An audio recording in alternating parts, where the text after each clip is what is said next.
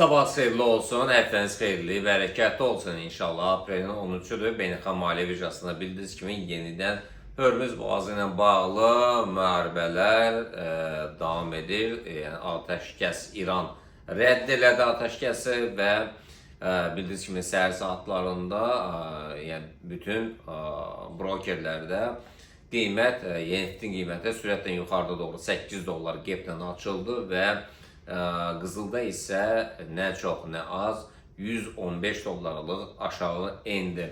Yəni 5-ci gündən bu yana. Təbii ki, şənbə bazar biz qrafiklərə nəzarət edirdik və neftin qalxışını, eyni zamanda qızılın enişini müşahidə edirdik. Sadəcə olaraq bu brokerlərdə biz bunu müşahidə etsə belə bir çox brokerlərdə bir çox traderlər alqı-satqıları həyata keçirə bilmirlər. Yəni bunu Binance üzərindən edə bilirlər və digər platformalardan.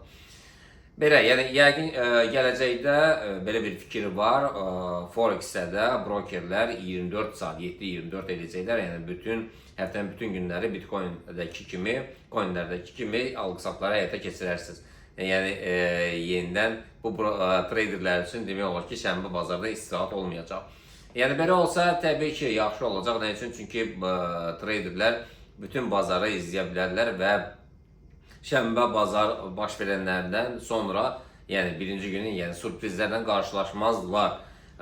Və deyək ki, bu gün səhər saatlarında qızıl aşağı endi. Təbii ki, yenidən dediyimiz kimi Hörmüz boğazı ilə bağlı hələ ki bir orta məxrəcə gedə bilmirlər.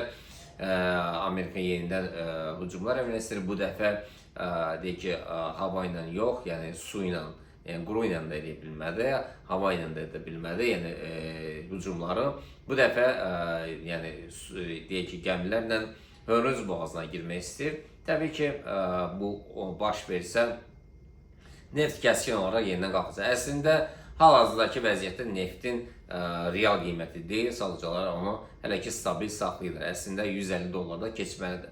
Nəysə, gəlin keçək qızıla. Qızıl səhər saatlarında enişə baxmayaraq, yəni yerli saatdan sübhdən saat 03:00-dan sonra yəni alış əməliyyatları gəldi. Təbii ki, bir çox traderlər yəni buna girə bilmirlər. Nə üçün? Yatırlar, çünki bilirik ki, birinci gün iş günü olduğu üçün bir çox traderlər həmin vaxtda, çox nadir traderlər yəni oyaq qalır və siqnaldan sonra 60-70 dollara yüksəlişlərlə nəticələndi. Bugün alışlar 4730-lardan 30 dollara hələ ki qalxışdan biz siqnal kanalında paylaşmışıq. Satış əməliyyatları isə 4705-lərdən 20 dollarlıq 25 dollar bir enişlə siqnal kanallarında siqnalları paylaşmışıq. Gümüşdə də təbii ki aşağıda qeplərlə açıldı.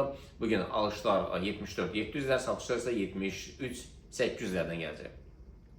Bitcoin-ə gəldisə isə şənbə bazar biz siqnal kanalında siqnallarımızı paylaşdıq. 73-dən şənbə günü biz alış əməliyyatları icra etdik və mükəmməl bir nəticə verildi. Satışlar isə 72-500-lərdəndir. Bu da bazar günü sürətlə endi. Bugün 71-300-lərdən alışlar, 70-600-lərdən isə satışlar olacaq. Neftə gəldikdə isə təbii ki, neftdə həm crude oil'dən, həm future spotlardan söhbət gedir. WTI-dən biz danışmırıq.